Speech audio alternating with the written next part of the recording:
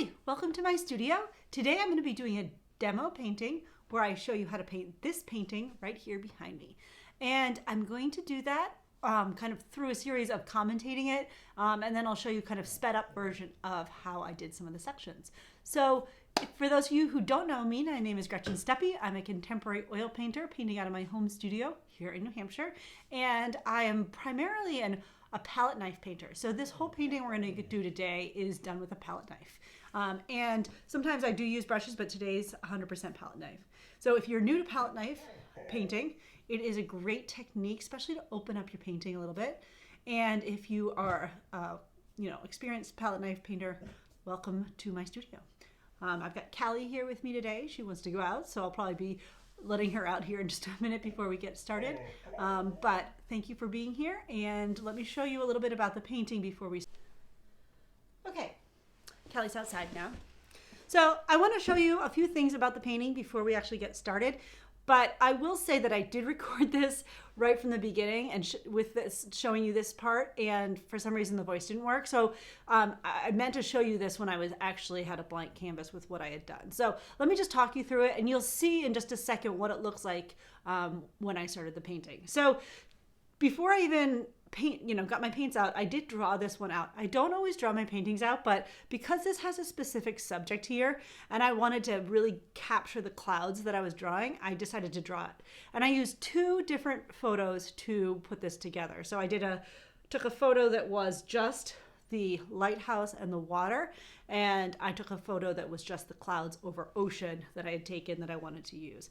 And I paid a lot of attention to the direction of the sun when I selected these photos so that both of my painted pictures had the sun coming in at this angle. And you can see that that's reflected here with the way I put the light on here. So once I had the painting drawn out, I did an underpainting with just some kind of dark browny orange color. And I don't do this all the time, but because I was doing the clouds and I wanted there to be this kind of subtle warmth underneath them, I wanted to at least block in the darker areas and then also some of the cloud and water reflections down here. So I did block that in. So you'll see that when I go to show you the very beginning of my painting. All right, let's get started. So here you can see what I did before I started the painting. And I did this yesterday so it had a chance to dry a little bit so I wasn't scraping up the orange paints. I use a very limited palette when I'm painting most of my work.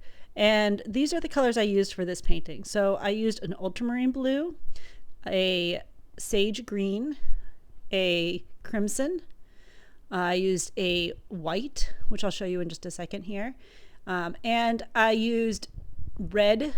I used a cadmium red medium, and I also used a yellow, a medium yellow as well.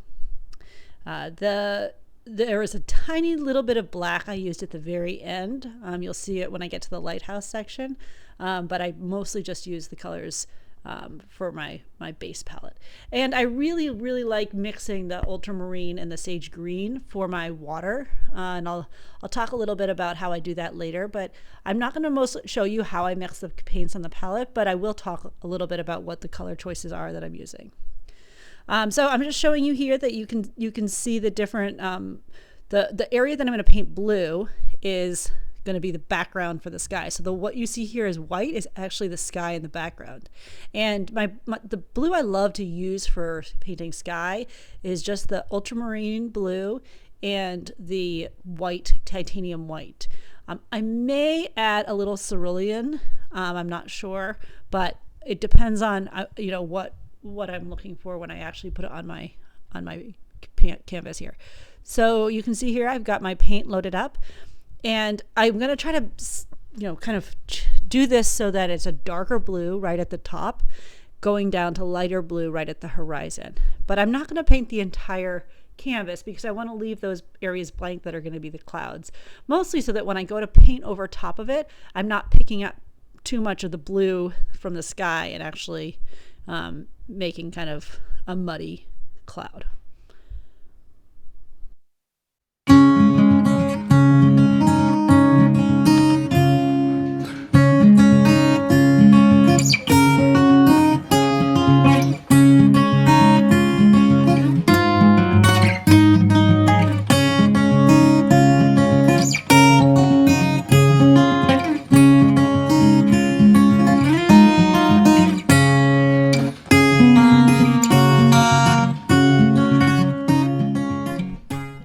Okay, so now I have most of the blue blocked in, and what I'm going to do is just a couple spots go back over it so that I'm trying to keep a consistent, gradation from the darker blue up at the top of the canvas down to a lighter blue right near the horizon. And you can see that actually right above the horizon here on my canvas, I haven't actually made it blue because that's going to actually be a dark cloud that's kind of creeping up over the horizon line right behind the lighthouse.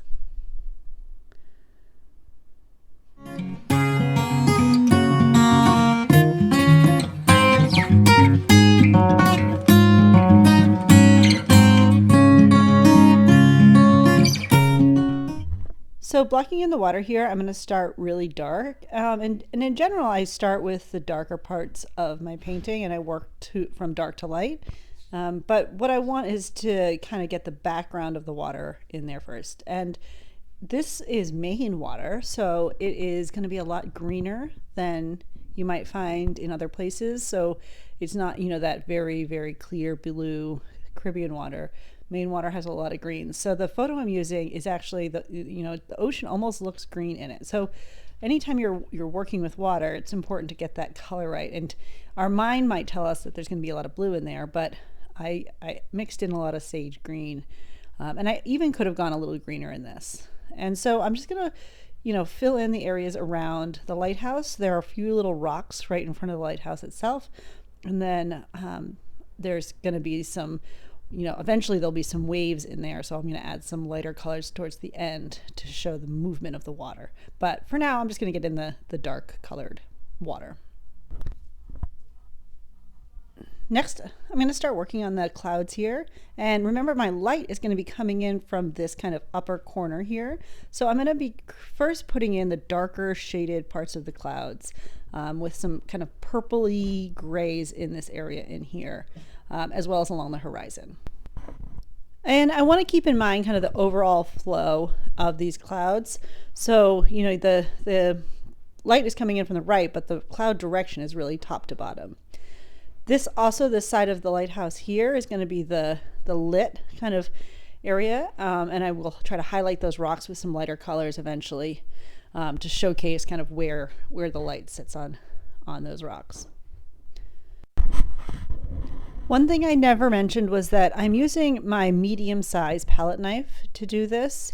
Generally, I have 3 knives I like to use. This is medium size. I have a bigger one and a smaller one. So if I was doing a larger painting, I would start with the bigger one, but this is such a tiny painting. I'm really starting with my medium size. And you can see here, I'm just gliding it across the canvas and just blocking in those dark parts of the cloud. At the end of my painting, I will probably switch over to my smaller brush just to get a little bit more control over some of the details. But for right now, this just keeps my strokes nice and big and bold. And I'm also paying attention here to the coloring. So I really love this purpley gray I have that, and I just want to make sure it's contrasting enough with the blue I have. And, I have to be really careful to be wiping my palette knife off between every stroke. Otherwise I can pick up some of the other colors that are on my canvas already, and my paint can just get a little bit muddy.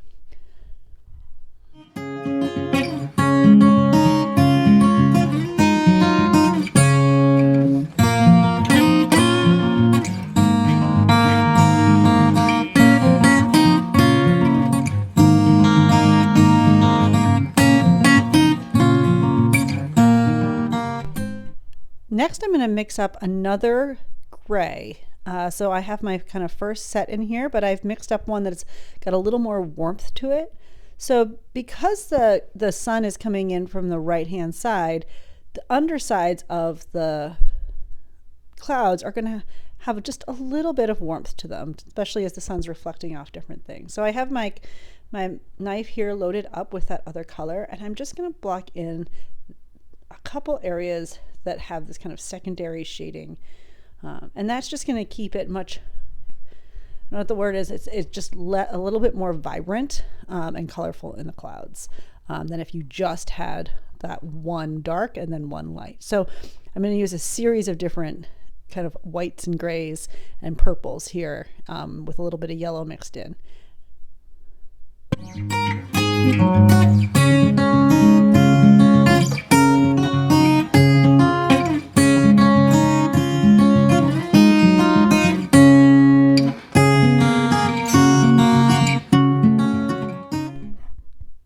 the next color I'm going to load up is going to be my really medium shade of my clouds. And so I have white here with a little bit of the purple mixture kind of mixed into it, and then just a hint of yellow. So this is going to be a nice warm whitish color that's going to kind of form the center of the clouds. And it's going to be, you know, facing, I'm going to think about those clouds and putting that color on the right, top right corners of the clouds. But remembering too that the clouds are going to be puffy, and there's multiple areas that are going to be catching the light. So I'm going to be just experimenting and playing a little bit with those colors as I goes along.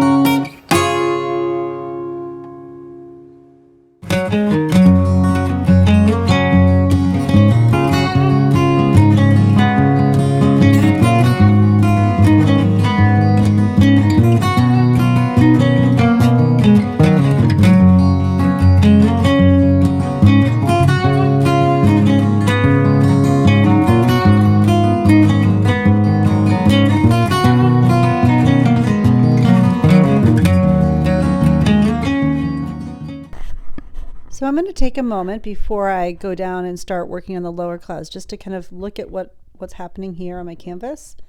And there's a couple areas of clouds I really like and a few that I'm not crazy about. So I'm going to put in the last kind of big chunk of clouds here across the bottom, and then go up and in kind of the center of the canvas and work on some of those clouds that are kind of lifting up off of the lighthouse.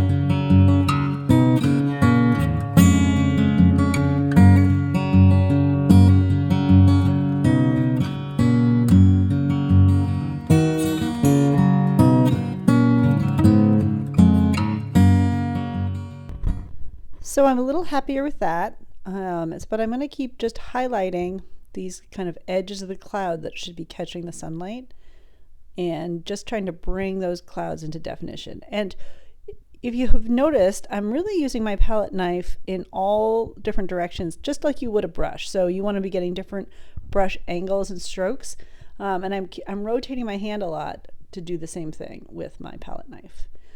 And sometimes I'll hold it differently. You may have noticed once or twice during the video, I will once in a while pick up my canvas and actually do it in my hand. The other thing that's a little bit hard to see here is that I'm leaving a lot of paint on these clouds. If you think about what clouds really look like, especially back here in this area here, they're three-dimensional, right? So you've got the puffy clouds, you've got fluffy, and you've got kind of the texture almost you want to feel like it's coming off of the page. And so I'm leaving a lot of paint on here. Maybe I'll try to show a close-up at the end, but there's a lot of kind of build-up of this. And so that just makes it feel like the clouds are just kind of coming off the page at you.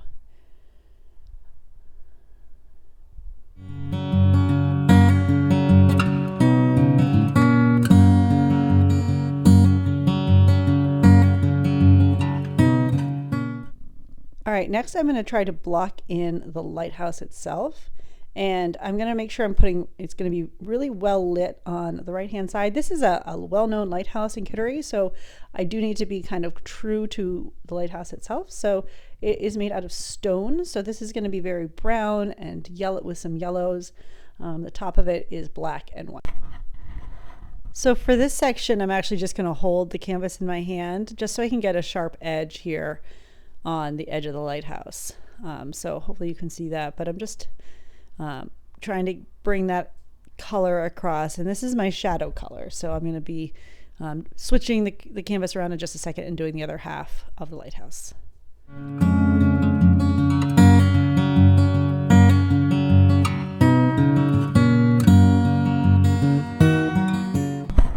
Okay, so now I'm going to work on blocking in the rocks at the base of the lighthouse, and there's actually a little building here, so I'm going to be putting that in. I'll start with the darkest colors, right where the water and the rocks are meeting. There's going to be a little bit of a shadow. So I'm just going to start by putting that in. And then I'm going to build up the lighter colors on top of the rocks. And again, when this is out in the open ocean, so there are always, no matter what, waves kind of breaking out over here. So I'm not going to draw breaking waves or paint breaking waves. It's too kind of distant, but I am going to add some white at the end just to kind of indicate that the water's moving and there's motion there. So that's my next step, is just to block in this whole area and start building up the rocks.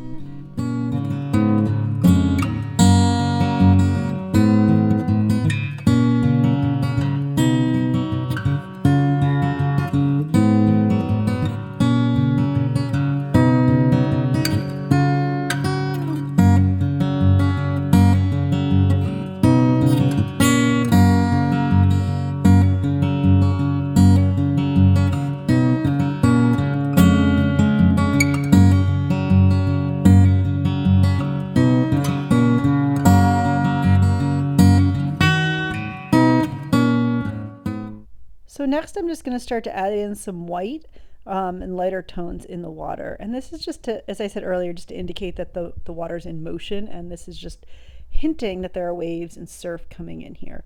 This is actually an area that I know really well, and I know that even on calm days you get some breakage of waves over this little kind of area that's marked by the lighthouse.